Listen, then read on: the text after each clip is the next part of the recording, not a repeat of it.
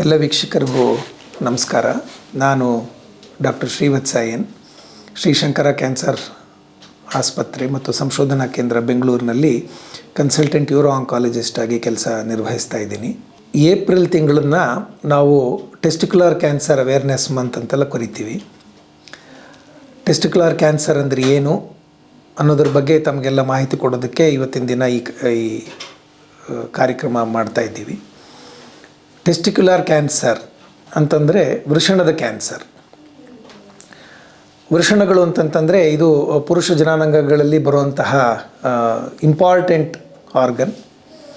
ಎಲ್ಲ ಪುರುಷರಿಗೂ 2 ಟೆಸ್ಟಿಸ್ ಇರುತ್ತೆ, ಬಲಗಡೆ ಮತ್ತು ಎಡಗಡೆ. ಅದು ವೃಷಣ ಚೀಲದಲ್ಲಿ ಇರುತ್ತೆ. ಇದನ್ನು ಟೆಸ್ಟಿಸ್ ಅಂತ ಕರಿತೀವಿ.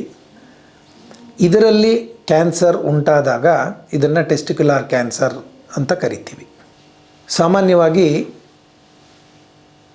1% ಆಫ್ ಆಲ್ ಕ್ಯಾನ್ಸರ್ಸ್ ಈ ವೃಷಣದ ಕ್ಯಾನ್ಸರ್ ಅಂತಂದರೆ ಎಲ್ಲ ದೇಹದಲ್ಲಿ ಯಾವುದೇ ರೀತಿಯಾದಂತಹ ಕ್ಯಾನ್ಸರ್ ಆಗಬಹುದಲ್ಲ, ಅದರಲ್ಲಿ ಕೇವಲ 1% ಮಾತ್ರ ಟೆಸ್ಟಿಕ್ಯುಲರ್ ಕ್ಯಾನ್ಸರ್ ಆಗುವಂತಹ ಸಾಧ್ಯತೆ ಇರುತ್ತೆ.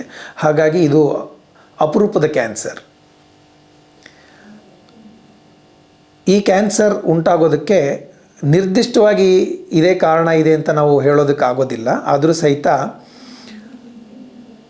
ಈ ಕ್ಯಾನ್ಸರು ಅನುವಂಶಿಯವಾಗಿ ಬರಬಹುದು. ಅಂತಂದರೆ ತಂದೆಯಲ್ಲಿ ಅಥವಾ ಅಣ್ಣ ತಮ್ಮಂದರಲ್ಲಿ ಯಾರಿಗಾದರೂ ಕ್ಯಾನ್ಸರ್ ಬಂದಿದ್ದರೆ ಅಂಥವರಲ್ಲಿ ಈ ಕ್ಯಾನ್ಸರು ಮನೆತನದಲ್ಲಿ ಬರುವಂಥ ಕ್ಯಾನ್ಸರ್ ಆಗಿರಬಹುದು. ಎರಡನೇದಾಗಿ ಕೆಲವು ಮಕ್ಕಳಿಗೆ ಈ ವೃಷಣ ಏನಿರುತ್ತಲ್ಲ ಅದು ವೃಷಣ ಚೀಲದ ತನಕ ಬರೋದೇ ಇಲ್ಲ.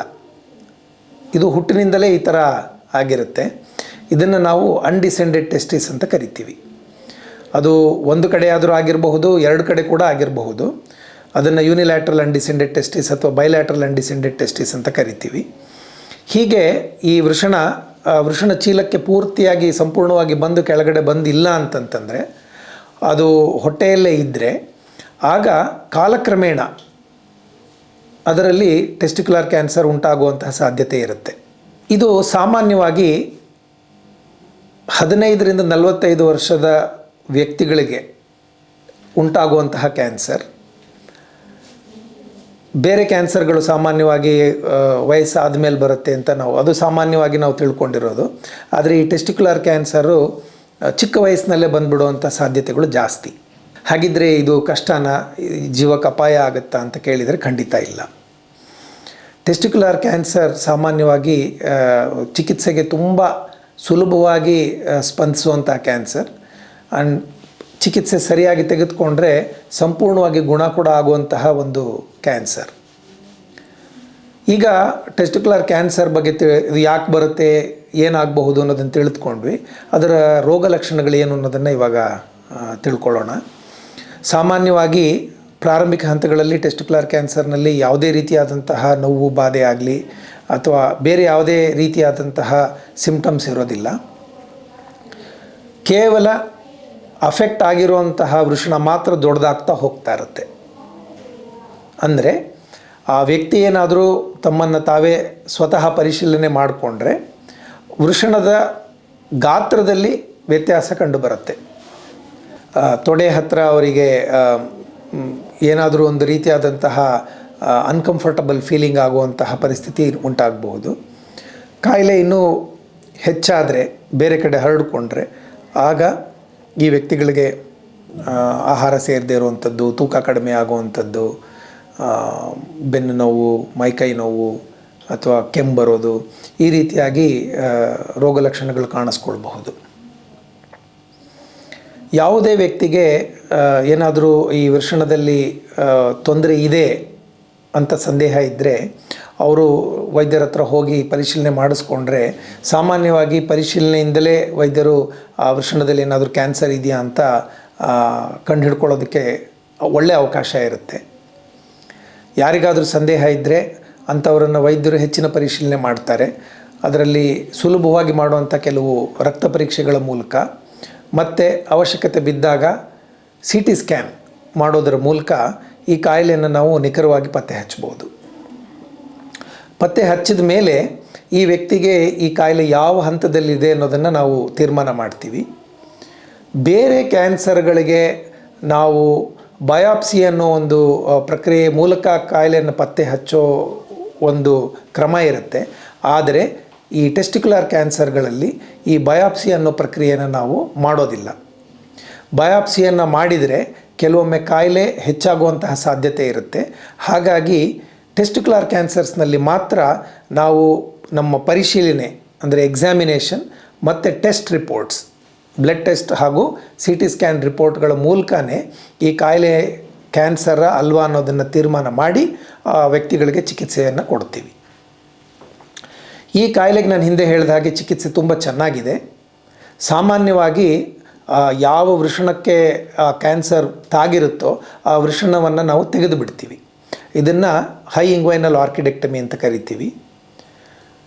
ಪ್ರಾರಂಭಿಕ ಹಂತಗಳಲ್ಲಿ ಕೇವಲ ಈ ಒಂದು ಸಣ್ಣ ಶಸ್ತ್ರಚಿಕಿತ್ಸೆ ಒಂದರಿಂದಲೇ ಈ ಕಾಯಿಲೆ ಸಂಪೂರ್ಣವಾಗಿ ಗುಣ ಆಗೋದಕ್ಕೆ ಒಳ್ಳೆಯ ಸಾಧ್ಯತೆ ಇರುತ್ತೆ.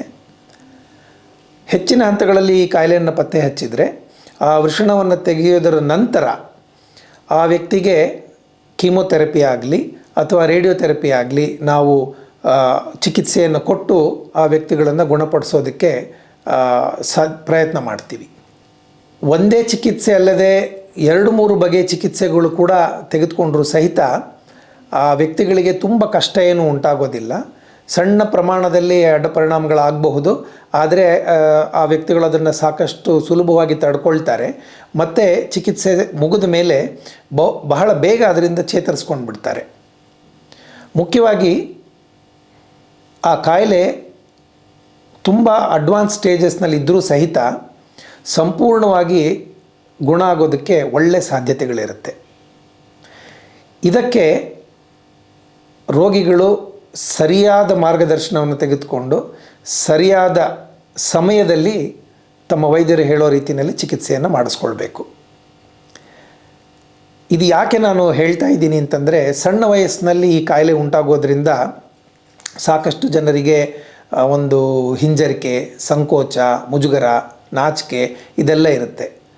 ವೃಷಣದಲ್ಲಿ ಕ್ಯಾನ್ಸರ್ ಬಂದುಬಿಟ್ಟಿದೆ ಅಂತಂತಂದರೆ ನಾನೇನೋ ತಪ್ಪು ಮಾಡಿರೋದ್ರಿಂದ ಈ ಥರ ಆಗಿಬಿಟ್ಟಿದೆ, ಈ ರೀತಿಯಾದಂತಹ ನಾನಾ ವಿಚಾರಗಳು ಅವ್ರ ತಲೆಯಲ್ಲಿ ಓಡ್ತಾ ಇರುತ್ತೆ.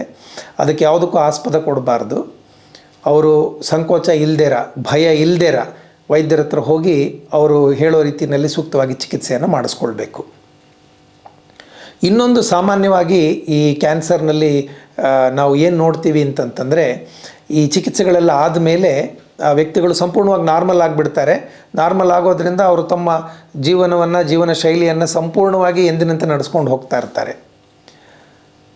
ಇದರಲ್ಲಿ ಒಂದು ಪ್ರಮುಖ ಅಂಗ, ಸಣ್ಣ ವಯಸ್ಸಿನಲ್ಲಿ ಯಾರಿಗಾದರೂ ವೃಷಣದ ಕ್ಯಾನ್ಸರ್ ಬಂದಿದ್ದರೆ, ಅದಕ್ಕೆ ಚಿಕಿತ್ಸೆ ಆಗಿದ್ದರೆ, ನಂತರದಲ್ಲಿ ಅವ್ರು ನಾರ್ಮಲ್ ಆದಾಗ ಅವರು ಬೇರೆಯವ್ರ ಥರ ತಾವೂ ಮದುವೆ ಆಗೋದಾಗಲಿ ಮಕ್ಕಳಾಗೋದಾಗಲಿ ಮಾಡ್ಕೊಳ್ಬಹುದು.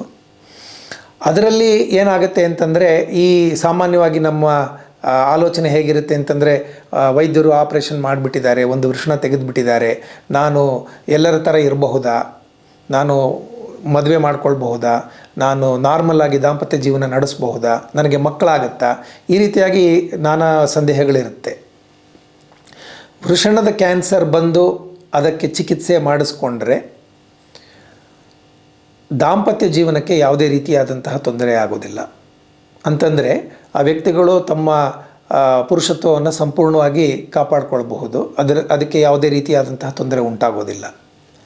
ಆದರೆ ವೃಷಣದ ಕ್ಯಾನ್ಸರ್ಗೆ ಚಿಕಿತ್ಸೆ ತೆಗೆದುಕೊಂಡ ಮೇಲೆ ಮಕ್ಕಳಾಗುವಂತಹ ಸಾಧ್ಯತೆ ಸ್ವಲ್ಪ ಮಟ್ಟಕ್ಕೆ ಕಡಿಮೆ ಆಗಿಬಿಡುತ್ತೆ.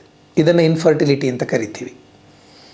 ಹಾಗಾಗಿ ನಾವು ಏನು ಮಾಡ್ತೀವಿ ಅಂತಂತಂದರೆ, ಯಾವುದೇ ಒಂದು ವ್ಯಕ್ತಿಗೆ ವೃಷಣದಲ್ಲಿ ಕ್ಯಾನ್ಸರ್ ಉಂಟಾಗಿದೆ ಅಂತ ನಮಗೆ ಗೊತ್ತಾದರೆ ಅವರಿಗೆ ಯಾವುದೇ ರೀತಿಯಾದಂತಹ ಚಿಕಿತ್ಸೆಯನ್ನು ಕೊಡೋದಕ್ಕೆ ಮುಂಚೆ ಅವರಿಗೆ ಸ್ಪರ್ಮ್ ಬ್ಯಾಂಕಿಂಗ್ ಅಥವಾ ಸಿಮೆನ್ ಬ್ಯಾಂಕಿಂಗ್ ಅಂತ ಏನು ಹೇಳ್ತೀವಿ ಅದನ್ನು ಮಾಡಿಸ್ತೀವಿ. ಇದರಲ್ಲಿ ಆ ವ್ಯಕ್ತಿ ತಮ್ಮ ವೀರ್ಯವನ್ನು ಕ್ರಯೋ ಪ್ರಿಸರ್ವೇಷನ್ ಮೂಲಕ ಸೇಫಾಗಿ ಪ್ರಿಸರ್ವ್ ಮಾಡಬಹುದು. ಸಾಕಷ್ಟು ವರ್ಷಗಳ ಕಾಲ ಕೂಡ ಅದಕ್ಕೆ ಏನೂ ತೊಂದರೆ ಆಗೋದಿಲ್ಲ.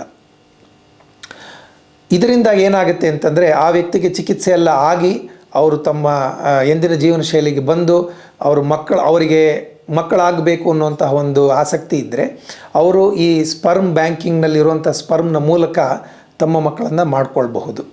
ನಾರ್ಮಲಾಗಿ ಸಹಜವಾಗಿ ಆಗದೆ ಹೋದ್ರೂ ಟೆಸ್ಟ್ ಟ್ಯೂಬ್ ಬೇಬಿ ಅಂತ ನಾವು ಸಾಮಾನ್ಯವಾಗಿ ಏನು ಕರಿತೀವಿ, ಆ ರೀತಿಯಾದಂತಹ ಇನ್ವಿಟ್ರೋ ಫರ್ಟಿಲೈಸೇಷನ್ ಮೂಲಕ ಅವರು ನಾರ್ಮಲ್ಲಾಗಿ ತಮ್ಮ ಮಕ್ಕಳನ್ನು ಮಾಡ್ಕೊಳ್ಳೋದಕ್ಕೆ ಅವಕಾಶ ಇರುತ್ತೆ.